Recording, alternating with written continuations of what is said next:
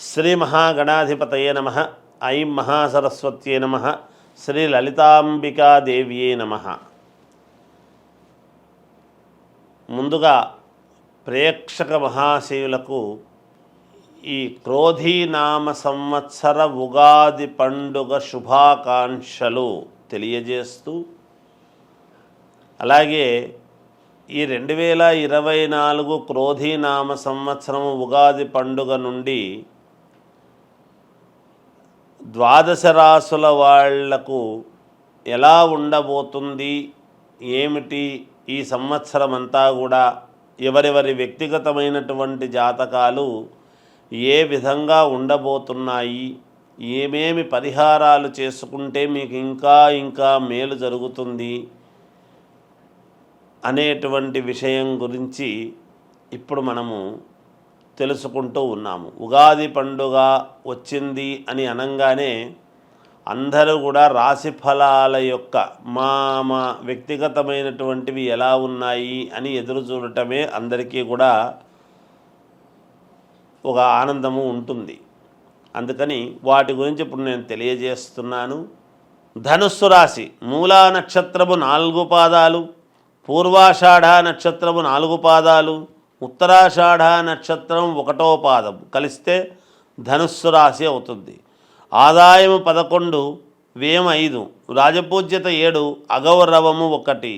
ఈ రాశి వారికి, ధనుస్సు రాశి వారికి ఈ సంవత్సరము చాలా అంటే చాలా బాగుంది అని నేను చెప్తున్నాను. సంపదలు వస్తాయి, అభివృద్ధి జరుగుతుంది. మీరు ఇన్నాళ్ల నుంచి నాకు అభివృద్ధి లేదు అనుకునేటువంటి వాళ్లకు అభివృద్ధి అనేటువంటిది జరుగుతుంది గాక. ధనలాభం అనేటువంటిది ఉంటుంది. వృత్తి లాభం, ఏ వృత్తులలో పనిచేస్తున్నారో ఆయా వృత్తులలో పనిచేసేటువంటి వాళ్లకు వృత్తి లాభం. కుటుంబ సంతోషం, కుటుంబం అంతా కూడా సంతోషముగా ఉంటారు. కార్యజయం, ఏది తలపెట్టినా జయము కలుగుతుంది గాక. బుద్ధి బలం, బాగా పనిచేస్తుంది బుద్ధి. ఎన్ని కష్టాలు ఉండినా జయమే కలుగుతుంది మీకు. దూరాలోచనలు బాగా ఫలిస్తాయి. దీర్ఘకాలికమైనటువంటి ఆలోచనలు, ఉన్నతమైనటువంటి ఆలోచనలతో ఉండేటువంటి మీరు తప్పకుండా అవి ఫలించేదాని వైపుగా మార్గాలు ఉంటాయి గాక. అనూహ్యముగా కొన్ని యోగాలు అనేటువంటివి కలిసి వస్తాయి. ఆకస్మిక ధన లాభం అనేటువంటిది ఉన్నది మీకు కూడా. భూ క్రయ విక్రయాలలో జయం కలుగుతుంది.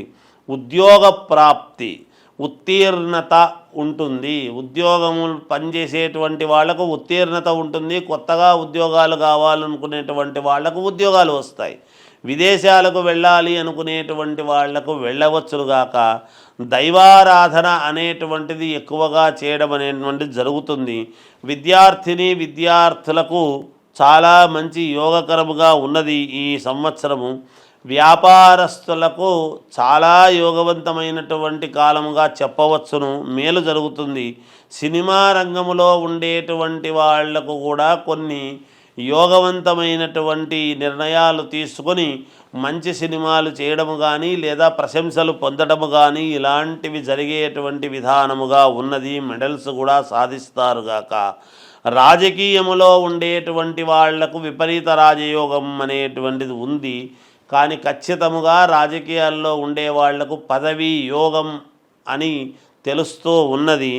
ఏది ఏమైనా వ్యక్తిగతమైనటువంటి జాతకాలను చూసుకొని ఈ లాభాలన్నీ కూడా పొందుతారు అని తెలియజేస్తున్నాను. ఇంకా మెరుగైనటువంటివి సాధించాలి మేము అనుకునేటువంటి వాళ్లకు కాలభైరవుని యొక్క ఆరాధన చెయ్యండి, తప్పకుండా మీకు మేలు జరుగుతుంది. క్రోధీనామ సంవత్సర ఉగాది పండుగ ఏమిటి? క్రోధీనామ సంవత్సరం అంటే ఏమిటి అంటే, ఈ సంవత్సరము పేరులో మామూలుగా క్రోధి అనంగానే అంతా క్రోధము అనేటువంటిది కోపము అనుకుంటాము. అది ఉంటుంది, వాస్తవమే. క్రోధము ఉంటుంది, కోపము ఉంటుంది. కోపాగ్ని, క్రోధాగ్ని అంటాం మనం. అంటే కొన్ని చోట్ల అగ్ని కీలలు అనేటువంటివి కూడా రావటము జరుగుతుంది అనేటువంటిది కూడా ఉంటుంది. కానీ మరి ఓం ప్రథమములోనే మనం ఈ మాట చెప్పుకుంటున్నామే అంటే మరి పేరును బట్టే కదా జరుగుతుంది ఏదైనా. అయితే అగ్ని క్రోధాగ్ని అనంగానే మనకేమనిపిస్తుంది అంటే అబ్బా ఎలా ఉంటుందో ఏమో ఈ సంవత్సరం అనుకుంటాం. పైగా మంగళవారము, కుజుడు ప్రాధాన్యత, కుజుడు రాజైనాడు ఈ సంవత్సరం. మంగళవారము అనంగానే మంగళం మహత్తని, ఎప్పుడూ కూడా మంచిదే మంగళవారం. మంగళవారం ఎప్పుడూ కూడా చెడ్డది కాదు, మంగళకరమైనటువంటి రోజు మంగళవారము. కనుక ప్రజలందరికీ కూడా మేలే జరుగుతుంది గాక. అయితే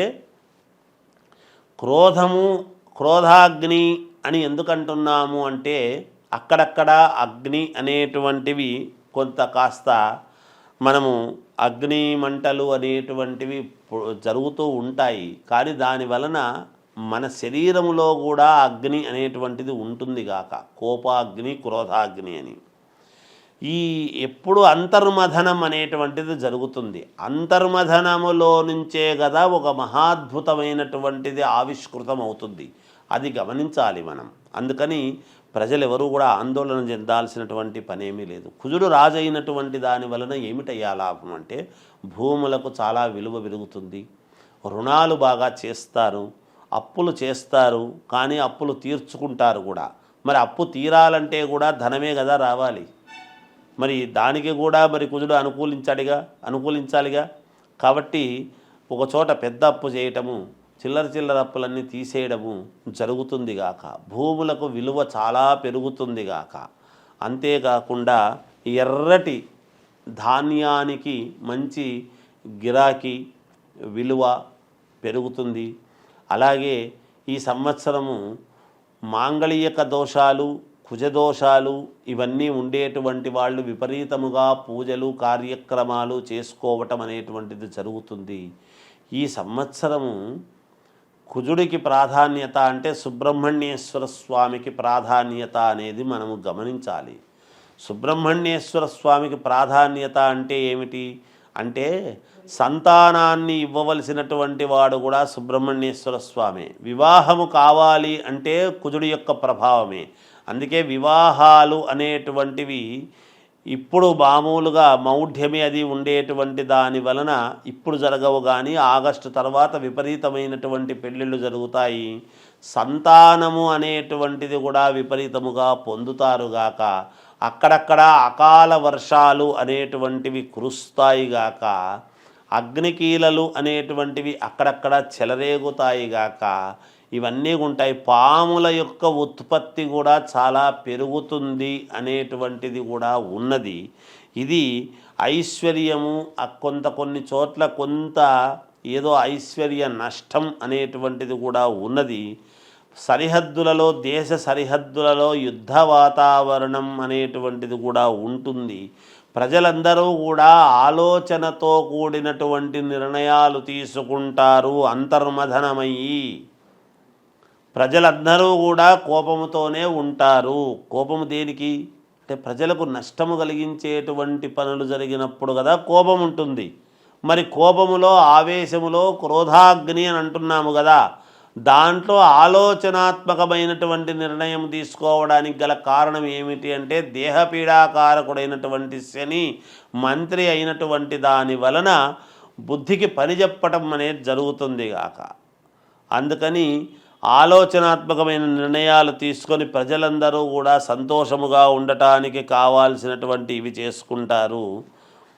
స్వక్షేత్రములో శని ఉన్నందువలన శని ఇవ్వవలసినటువంటి యోగాలు అందరి జాతకాల్లోనూ మంచి జాతకాల్లో మంచి చోట ఉండేటువంటి వాళ్ళందరికీ కూడా మేలే చేస్తాడు అనేటువంటిది కూడా తెలియజేస్తున్నాను. అలాగే చంద్రుడు ధాన్యాధిపతి అయినటువంటి దాని వలన బియ్యము బాగా పండిస్తారు రైతులు. బియ్యానికి బాగా ధర పెరుగుతుంది అనేటువంటిది కూడా ఉన్నది.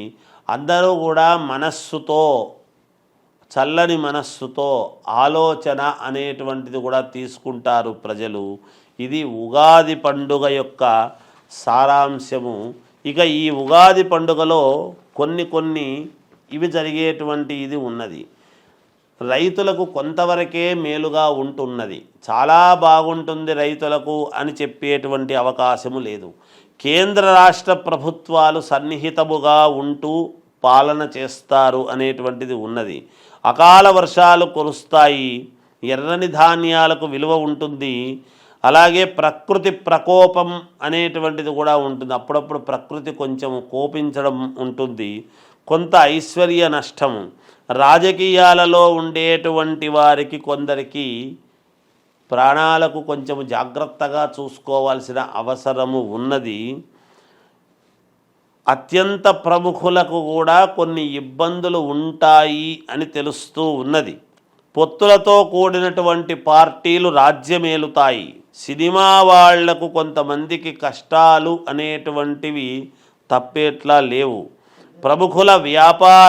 ప్రముఖ వ్యాపార దిగ్గజము ఇంట్లో ఇబ్బందులు ఉంటాయి.